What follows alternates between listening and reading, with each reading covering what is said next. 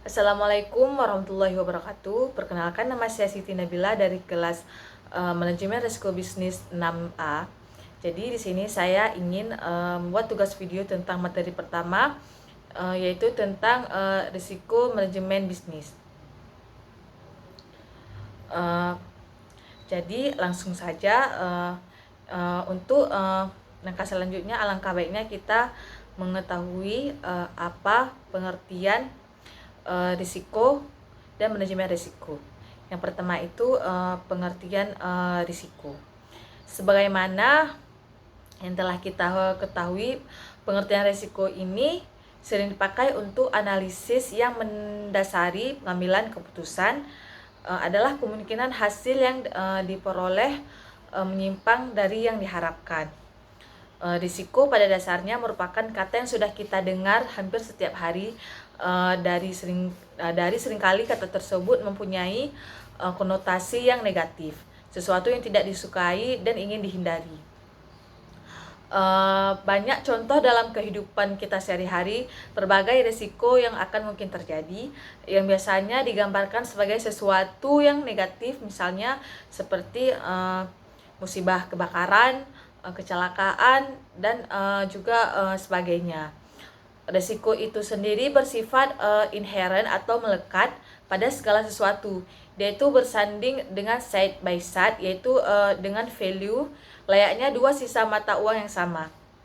Yang membedakan diantaranya adalah seberapa besar tingkat paparan risikonya serta seberapa besar tingkat penerimaan terhadap risiko tersebut. Jadi semua aktivitas individu maupun organisasi pasti mengandung risiko di dalamnya karena mengandung unsur-unsur yang ketidakpastian. Risiko tersebut juga bisa terjadi karena tidak ada atau kurangnya informasi tersebut tentang hal yang akan terjadi ini di masa mendatang, baik itu hal yang menguntungkan atau juga hal yang sangat merugikan. Banyak definisi atau pengertian mengenai risiko. Untuk lebih lanjut untuk pengertian risiko ini, berikut ada beberapa pendapat ahli yang akan saya jelaskan tentang definisi risiko itu sendiri. Yang pertama itu menurut COSO, yaitu menurut COSO RRM 2004, yaitu pengertian risiko ini adalah kemungkinan terjadi sebuah peristiwa yang dapat mempengaruhi pencapaian tujuan suatu organisasi. Sedangkan menurut peraturan pemerintah nomor 60 tahun 2008, risiko itu tersendiri adalah suatu kejadian yang mungkin terjadi apabila terjadi akan memiliki dampak yang sangat negatif pada pencapaian tertentu suatu instansi pemerintah. Selanjutnya menurut Badan Sertifikasi Manajemen Risiko, yaitu manajemen risiko ini mendefinisikan risiko sebagai peluang terjadinya bencana, kerugian atau hasil yang buruk. Risiko terkait dengan situasi di mana hasil negatif dapat terjadi dan besar kecilnya kemungkinan terjadi hasil tersebut dapat diperkirakan. Selanjutnya menurut Arthur Williams dan Richard M.H., menurut mereka ini, risiko adalah suatu variasi dari hasil-hasil yang dapat terjadi selama periode tertentu. Sedangkan menurut Mamdouh Hanafi, beliau mengatakan risiko ini adalah bahaya atau akibat dari konsekuensi yang dapat terjadi akibat sebuah proses yang sedang berlangsung atau kejadian yang akan datang. Menurut standar internasional sendiri, dia mendefinisikan risiko sebagai the effect or uncertainty of objective. Sedangkan menurut Profesor Dr. Insinyur Sumarno MS, beliau mengatakan risiko adalah suatu kondisi yang timbul karena ketidakpastian dengan seluruh konsekuensi tidak menguntungkan yang akan mungkin terjadi. Sedangkan menurut Kamus Besar Bahasa Indonesia sendiri, risiko adalah segala kemungkinan terjadinya peristiwa yang dapat merugikan suatu perusahaan.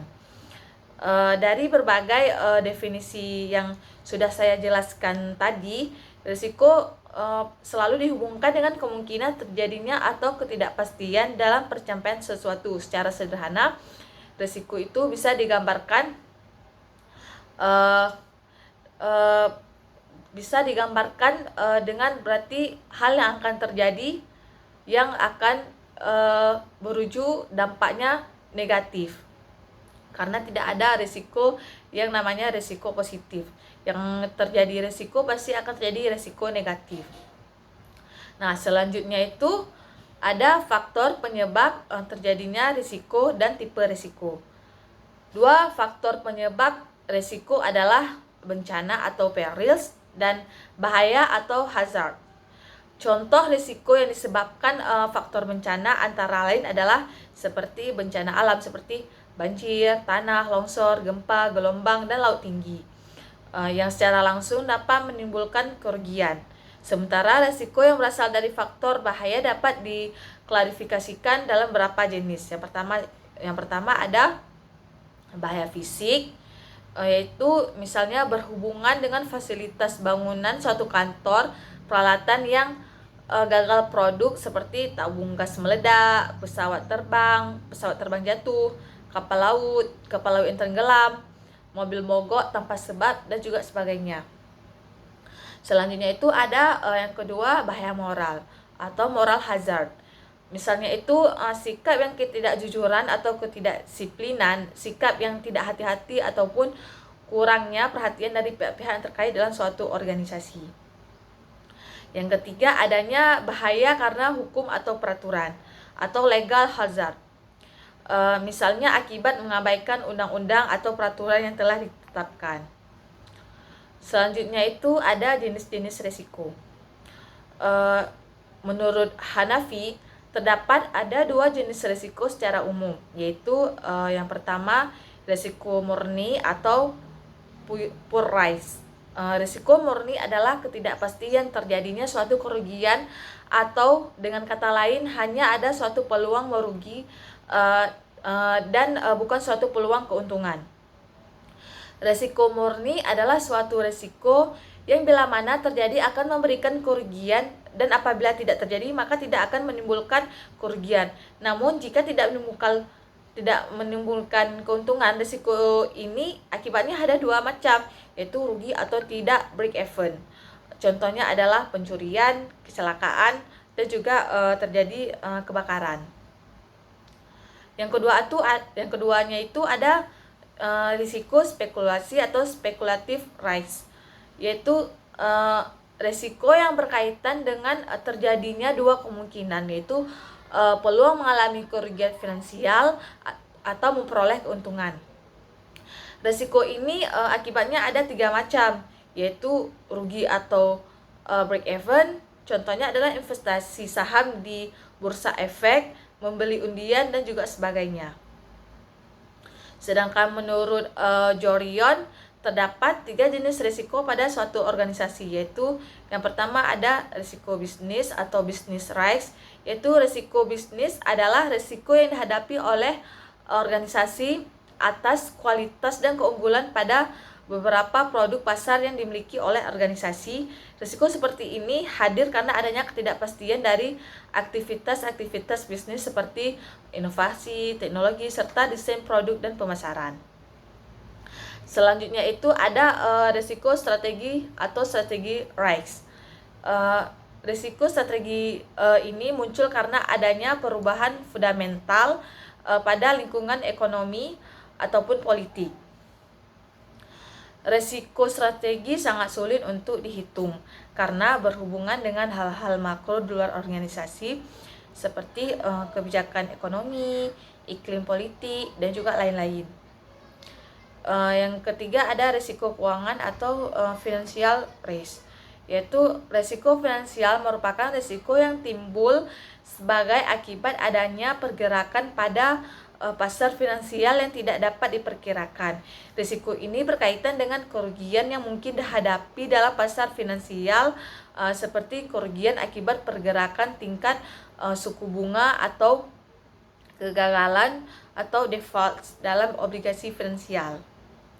Berdasarkan kecenderungan peluang terjadinya risiko atau likelihood dan konsekuensi yang diakibatkan atau konsekuensi risiko dapat diklarifikasikan menjadi 4 jenisnya, yaitu Yang pertama, unacceptable risk adalah resiko yang tidak dapat diterima dan harus dihilangkan atau bila mungkin ditransfer kepada pihak lain. Yang kedua ada undesirable risk adalah resiko yang memerlukan penanganan mitigasi resiko sampai pada tingkat yang dapat diterima. Selanjutnya ada acceptable risk adalah resiko yang dapat diterima karena tidak mempunyai dampak yang besar dan masih dalam batas yang dapat diterima. Yang keempat ada negligible risk adalah resiko yang dampaknya itu sangat kecil dan sehingga dapat untuk diabaikan. Selanjutnya itu ada sumber-sumber risiko. Menurut Godfrey, terdapat sumber-sumber risiko yang perlu diketahui dan diidentifikasi sebagai langkah awal penanganan risiko, yaitu sebagai berikut. Yang pertama itu politik, yaitu contohnya kebijaksanaan pemerintah, pendapat publik, perubahan ideologi, peraturan, kekacauan, perang, terorisme, atau kerusuhan. Yang kedua ada lingkungan, yaitu contohnya seperti pencemaran, kebisingan, perizinan, opini publik, kebijakan internal atau organisasi, perundang-undangan yang berkaitan dengan lingkungan atau dampak lingkungan. Yang ketiga ada perencanaan atau planning, contohnya seperti persyaratan perizinan, kebijakan dan praktik, tata guna lahan, dampak sosial dan ekonomi, serta opini publik. Yang keempat ada pemasaran, yaitu contohnya seperti permintaan, persaingan, keusahaan, kepuasaan, pelanggan, dan juga mode. Kelima ada ekonomi, yaitu kebijakan keuangan, perpajakan, inflasi, suku bunga, dan juga nilai tukar. Selanjutnya ada alami, contoh seperti kondisi tanah di luar dugaan, cuaca, gempa, kebakaran, dan ledakan, dan temuan situs arkeologi. Itu maksudnya seperti alami yang terjadi tanpa itu seperti alami, natural, keadaan alam ya. Selanjutnya ada proyek, contoh seperti definisi, strategi, pengadaan, persyarat untuk kerja, standar kepemimpinan, organisasi, kedewasaan, komitmen, kompetensi, dan juga pengalaman, perencanaan dan pengendalian kualitas, rencana kerja, tenaga kerja, dan juga sumber daya, serta komunikasi dan juga budaya.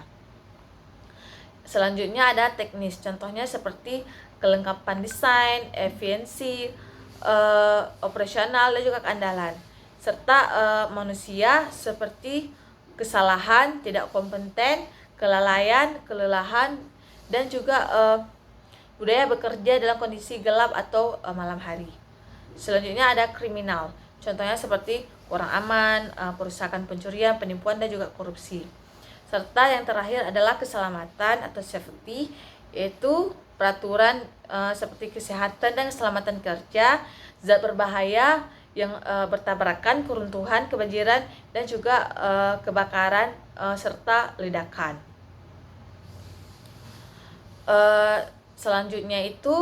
Poin selanjutnya itu ada yang namanya kategori risiko.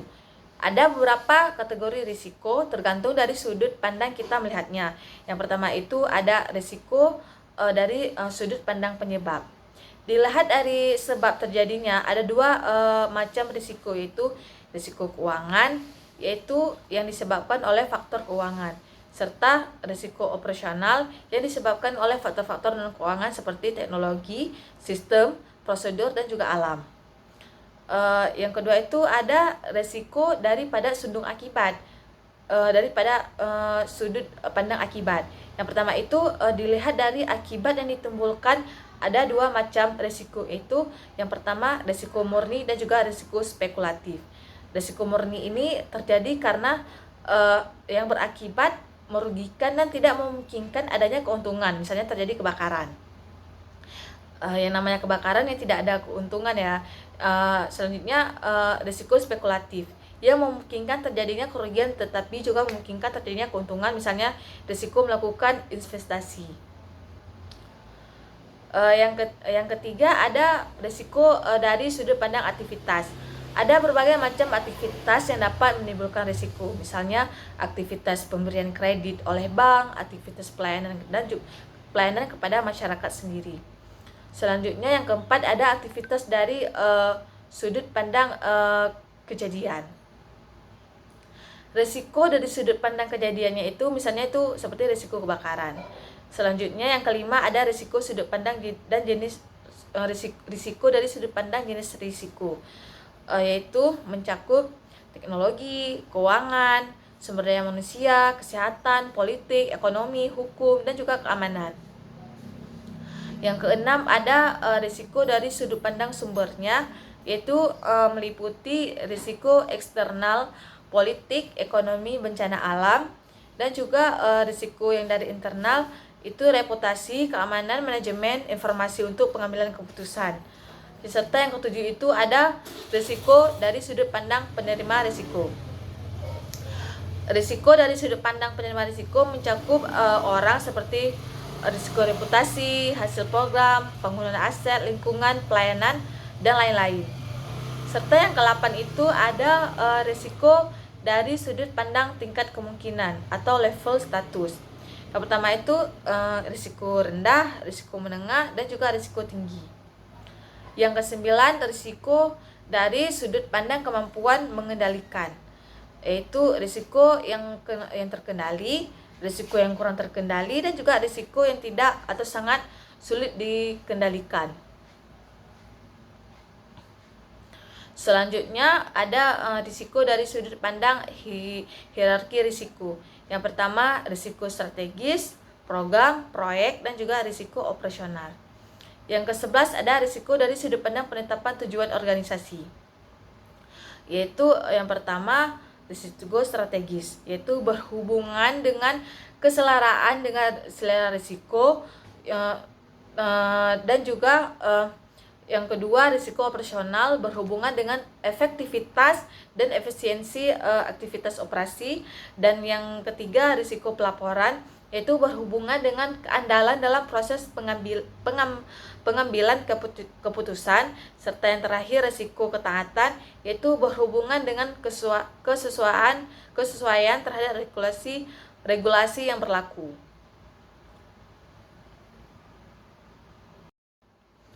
Selanjutnya itu pembahasan yang kedua ada manajemen risiko. Yang pertama itu pengertian manajemen risiko. Jadi sebelum kita bahas langkah ke depannya lagi, langkah baiknya juga kita mengetahui pengertian dari manajemen risiko itu tersendiri. Baik, saya akan menjelaskan. Jadi manajemen risiko adalah suatu pendekatan sistematis untuk menentukan tindakan terbaik dalam kondisi ketidakpastian, serta proses manajemen risiko yang lengkap dimulai dari penetapan konteks, identifikasi risiko, analisis risiko, evaluasi risiko, dan juga penanganan risiko, serta dilengkapi dengan adanya kemungkinan dan konsultasi pada masing-masing tahapan, dan juga monitoring review. Ada 5 konsep dasar dalam manajemen risiko yang menurut James Ensinger dan Joseph Rosen harus terlebih dahulu dipahami oleh pejabat organisasi yang terlibat dalam proses manajemen risiko, yaitu yang pertama ada manajemen risiko hanyalah suatu pendekatan. Ada banyak pendekatan dalam menilai risk and return dari suatu transaksi dan juga atau instrumen. Manajemen risiko ini akan lebih efektif untuk portofolio yang besar dan kompleks. Di sisi lain, manajemen risiko juga merupakan strategi yang fleksibel karena tidak hanya diterapkan untuk portofolio yang benar, tapi juga dapat menjadi pendekatan yang rinci bagi portofolio yang kecil. Selanjutnya yang kedua ada dari sifat dari instrumen yang digunakan akan menentukan parameter dari sebuah strategi manajemen risiko. Secara relatif tidak ada suatu strategi manajemen risiko yang dapat diterapkan pada suatu jenis pasar uang atau semua instrumen. Yang ketiga, ada sistem manajemen risiko yang haruslah sistematis dan diikuti secara konsisten, tetapi tidak kaku dan juga fleksibel. Yang keempat, ada manajemen risiko bukan merupakan alat sulap yang secara ajaib akan meningkatkan return atau kinerja organisasi dan sekaligus mengurangi risiko. Peter L. Bernstein berpendapat bahwa manajemen risiko sendiri ini bisa menghasilkan risiko baru, yaitu berkurangnya kewaspadaan manajemen organisasi terhadap seluruh risiko organisasi yang ada, serta ibarat pengemudi mobil yang menggunakan tali pinggang pengaman akan mengemudikan mobil secara kurang berhati-hati dibandingkan apabila ia tidak menggunakan ikat pinggang pengaman. Yang kelima, ada lingkungan organisasi, yaitu organisasi saat ini telah menyebabkan kompleksitas manajemen risiko menjadi sangat tinggi dan merupakan proses yang semakin sulit. Kecenderungan pasar yang semakin bergejolak, perkembangan instrumen baru, serta meningkatkan persaingan, serta meningkatkan interaksi global, stakeholder yang semakin menuntut, dan juga perkembangan baru dalam teknologi informasi dan telekomunikasi yang telah teknologi yang semakin mempersulit pengelolaan risiko organisasi. Yang kedua, ada tujuan manajemen risiko. Yang pertama itu tujuan dalam suatu organisasi adalah sebagai berikut. Yang pertama, meningkatkan kemungkinan pencapaian suatu organisasi, meningkatkan kinerja dan juga melindungi organisasi dari tingkat risiko yang signifikan yang dapat menghambat pencapaian tujuan organisasi. Yang kedua, mendorong manajemen yang proaktif dan juga antisipatif, yaitu mendorong manajemen untuk bertindak proaktif serta mengurangi risiko keuangan, seperti menjadikan pengelolaan risiko sebagai sumber keuangan bersaing dan dalam keunggulan kinerja organisasi. Yang ketiga, memberikan dasar yang kuat dalam pengambilan keputusan dalam perencanaan, serta meningkatkan efektivitas alokasi dan efisiensi penggunaan sumber daya organisasi, dan juga mendorong setiap insan organisasi untuk bertindak hati-hati dalam menghadapi risiko organisasi sebagai upaya maksimalkan nilai organisasi demi mencapai tujuan yang diinginkan bersama. Yang kelima itu ada meningkatkan kepatuhan kepada regulasi, serta meningkatkan kepentingan dan juga kepercayaan para pemangku kepentingan. Dan juga yang ketujuh, meningkatkan ketahanan organisasi. Yang ke-8, membangun kemampuan serta mensosialisasikan pemahaman mengenai risiko dan juga pentingnya pengelolaan risiko. Yang ke-9 yaitu meningkatkan kinerja organisasi melalui penyediaan informasi tingkat risiko yang dituangkan dalam peta risiko atau risk map yang berguna bagi manajemen dan pengembangan strategi dan perbaikan proses manajemen risiko secara berkesinambungan dan juga terus-menerus. Nah, selanjutnya itu ada manfaat manajemen risiko. Secara umum, dengan diterapkan manajemen risiko di suatu organisasi, terdapat beberapa manfaat yang diperoleh organisasi, yaitu yang pertama, organisasi memiliki ukuran kuat sebagai pijakan dalam mengambil setiap keputusan, sehingga para manajer lebih berhati-hati dan selalu menempatkan ukuran-ukuran dalam berbagai keputusan. Yang kedua, yaitu dia mampu memberi arah bagi suatu pengorganisasian dalam melihat pengaruh-pengaruh yang mungkin timbul baik secara jangka pendek maupun jangka panjang, serta mendorong resiko dalam menghindari pengaruh terjadinya kerugian, khususnya kerugian finansial. yang selanjutnya itu memungkinkan pengorganisasian memperoleh risiko kerugian yang minimum. Serta yang kelima yaitu dengan adanya konsep manajemen risiko yang dirancang secara detail, maka pengorganisasian telah membangun arah dan mekanisme secara sustainable.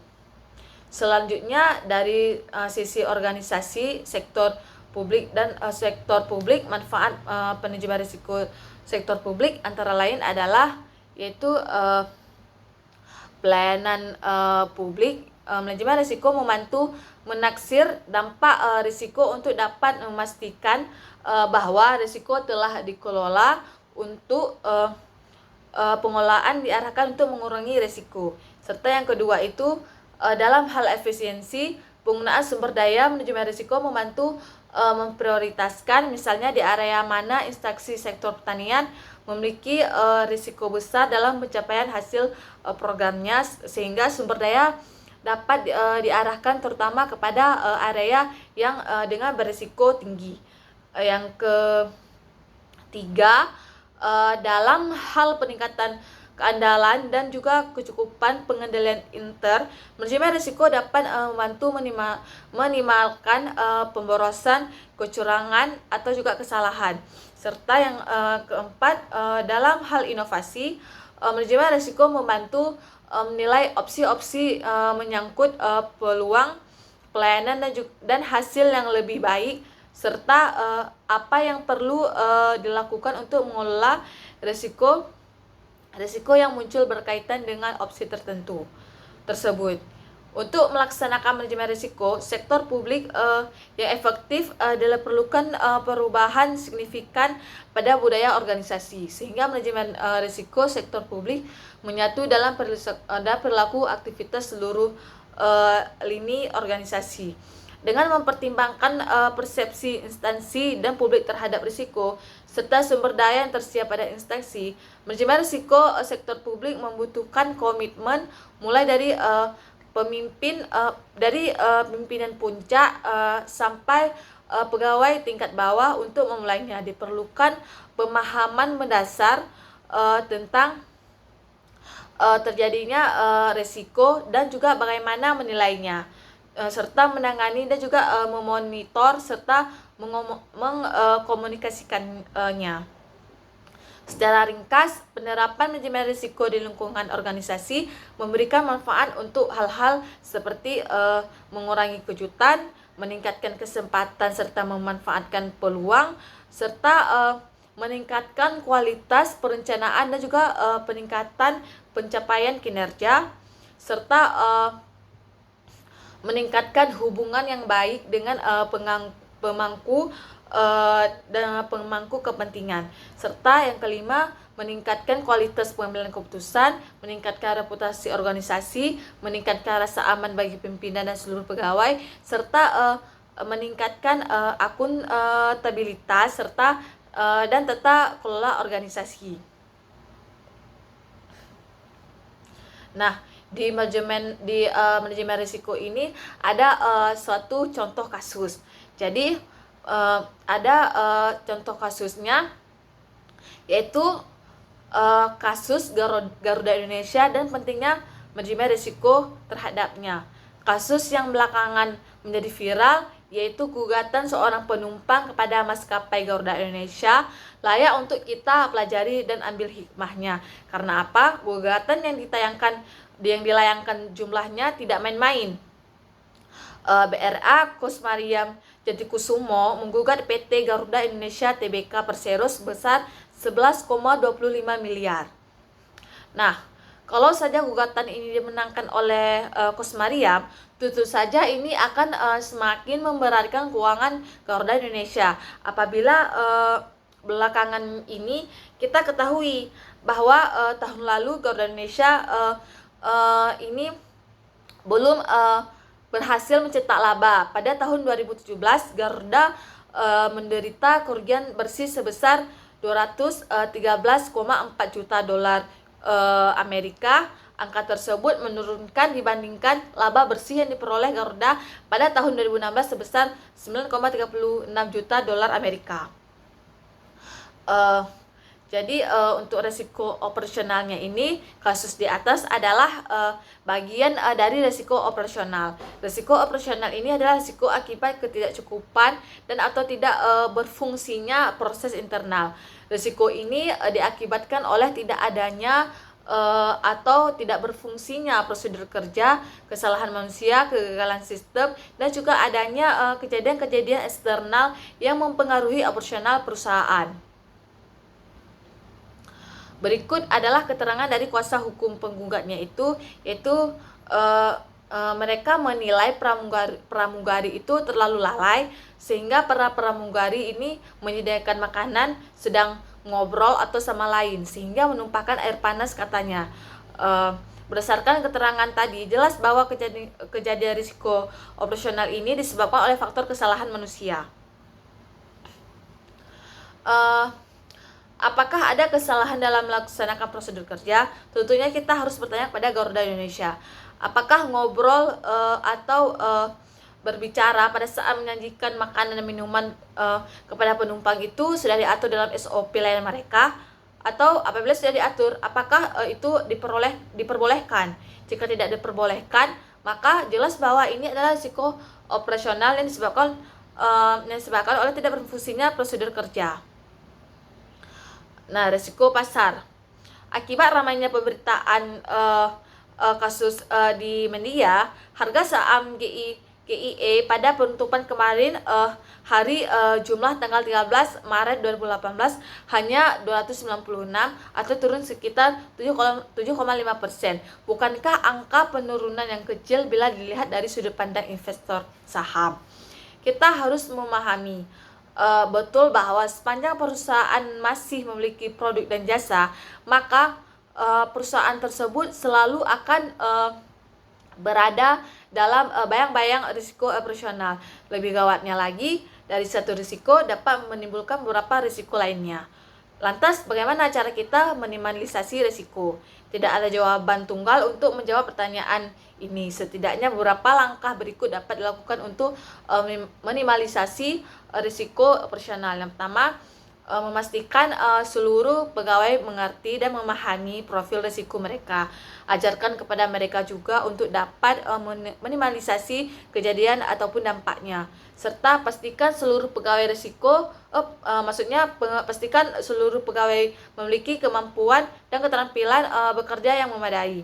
Serta pastikan juga seluruh pegawai menjalankan SOP dengan benar dan lakukan evaluasi kedisiplinan pegawai dalam menjalankan SOP secara konsisten. Serta lakukan identifikasi dan penilaian risiko yang dihadapi perusahaan, serta lakukan pemantauan risiko tersebut secara berkala, dan lakukan pengendalian dan juga mitigasi risiko berdasarkan frekuensi kejadian dan dampaknya.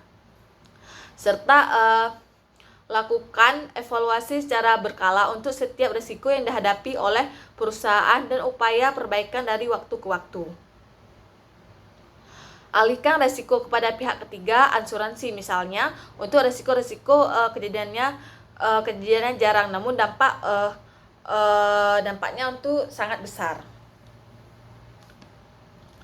Dengan demikian, seharusnya risiko-risiko yang dihadapi perusahaan dapat ditekan sehingga target pencapaian kinerja perusahaan tidak terganggu oleh berbagai macam risiko kejadian yang merugikan perusahaannya. Serta selanjutnya itu ada hierarki pemilik perusahaan. Hierarki pemilik risiko. Hierarki risiko pada suatu organisasi merujuk pada struktur manajemen pada organisasi yang cakupan dan luasan tanggung jawabnya sesuai dengan jenjang struktural seorang pegawai atau pejabat dalam organisasi. Untuk itu, perumusan pemilik risiko dalam siklus manajemen risiko dilakukan dalam format yang sejalan dengan struktur maupun organisasi. Adapun struktur organisasi manajemen risiko pada organisasi idealnya terdiri dari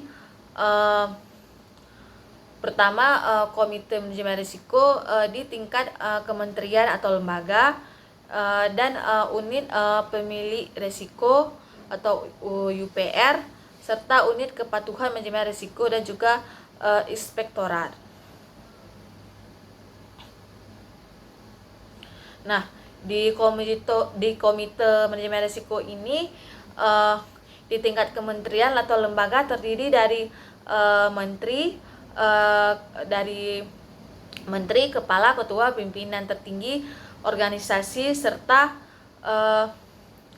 selaku ketua, sekretaris utama, dan juga selaku wakil ketua dan para penjabat eselon 1 selaku anggota. Tugas dan tanggung jawab komite manajemen risiko itu meliputi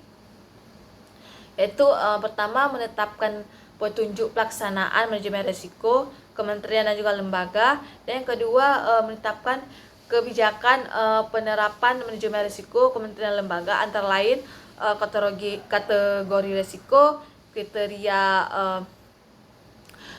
risiko, matriks analisis risiko, level risiko, dan juga selera risiko. Selanjutnya di unit pemilik risiko atau UPR. Nah, unit pemilik risiko ini terdiri dari unit kementerian atau lembaga, unit eselon 1, dan juga tingkat unit eselon 2. Tugasnya yaitu yang pertama menetapkan profil risiko untuk rencana penanganannya berdasarkan sasaran unit, serta melaporkan pengelolaan risiko secara berjenjang kepada pimpinan di atasnya, sehingga level organisasi ini melakukan pemantauan dan evaluasi elektivitas penerapan manajemen risiko unit. Nah, selanjutnya ada unit kepatuhan manajemen risiko.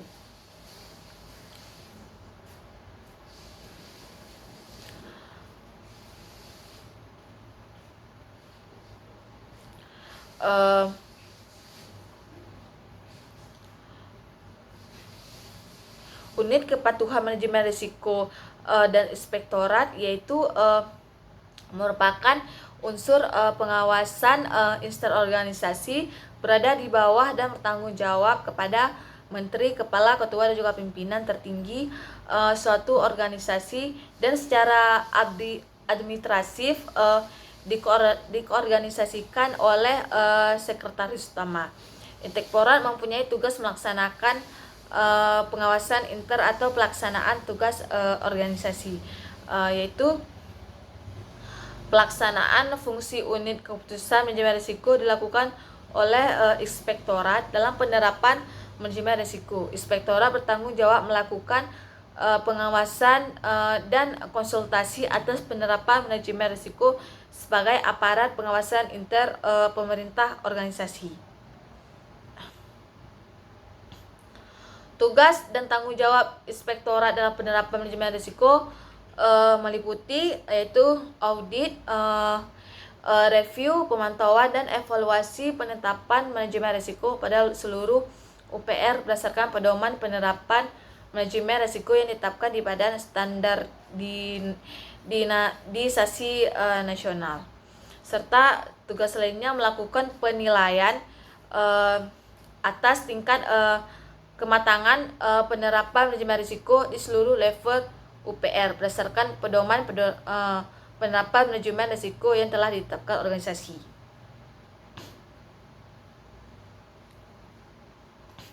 Yang kelima itu ada prinsip manajemen risiko.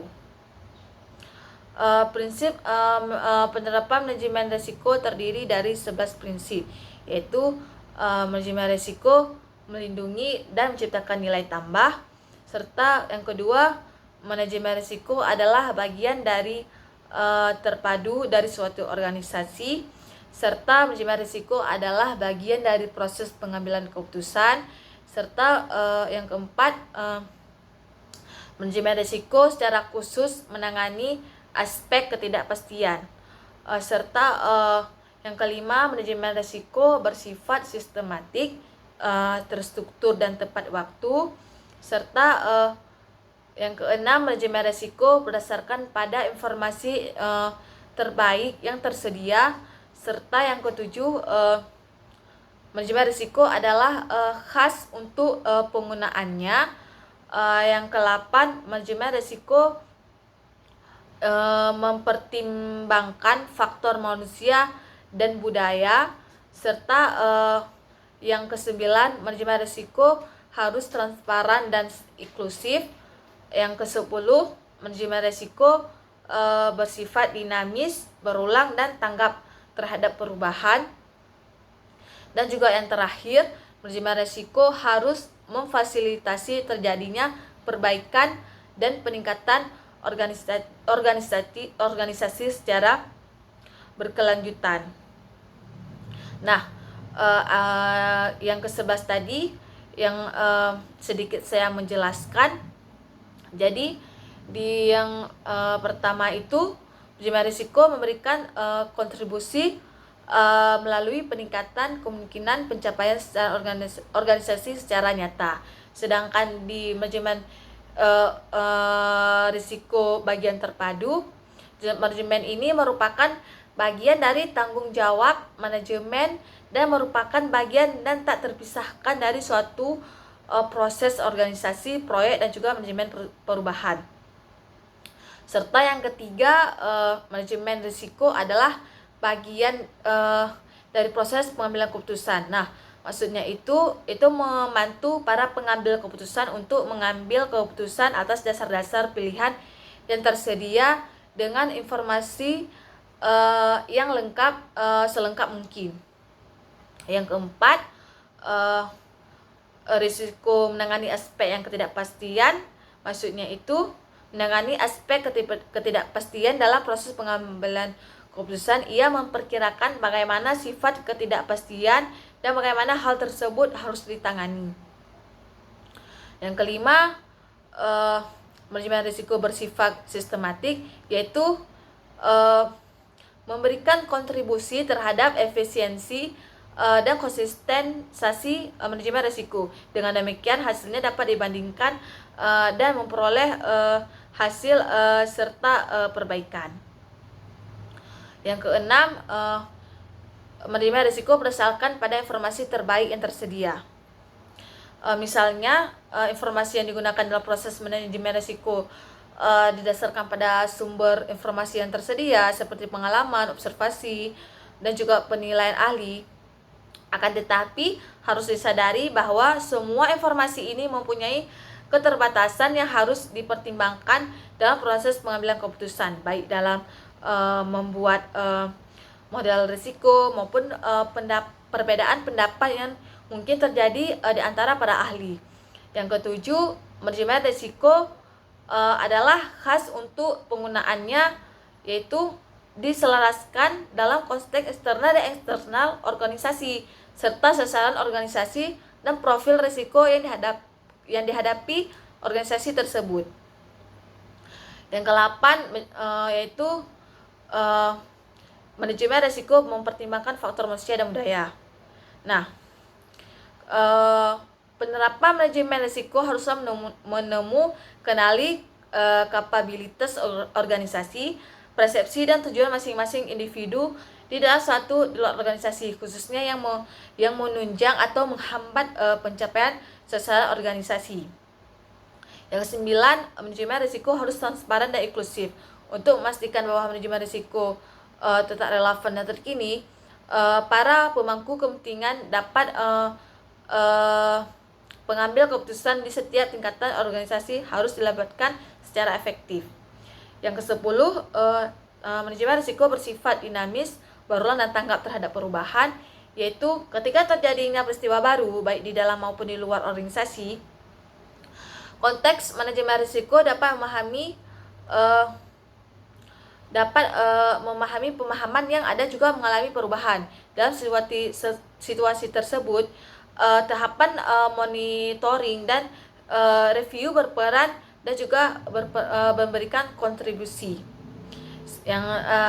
Selanjutnya yang terakhir adalah manajemen resiko yang harus memfasilitasi terjadinya perubahan dan juga peningkatan organisasi secara berkelanjutan. Nah, dalam manajemen ini organisasi harus senantiasa mengembangkan dan juga menerapkan perbaikan strategi manajemen risiko secara meningkatkan kematangan pelaksanaan manajemen risiko sejalan dengan aspek lain dari organisasi. Dalam membangun sistem manajemen risiko dalam suatu organisasi diperlukan juga tata cara yang efektif dan dapat memahami seluruh karyawan organisasi serta memahami prinsip-prinsip manajemen risiko yang jumlahnya itu cukup banyak. Hal ini sehingga sistem manajemen ini dikembangkan dan dapat dirumuskan dengan tepat dengan sasaran yang sesuai dengan kebutuhan organisasi. Baiklah, sekian paparan dari penjelasan saya. Saya mohon maaf apabila ada salah kata, penyebutan dan juga saya mohon maaf. Saya akhiri. Wabillahi taufiq wal hidayah. Assalamualaikum warahmatullahi wabarakatuh.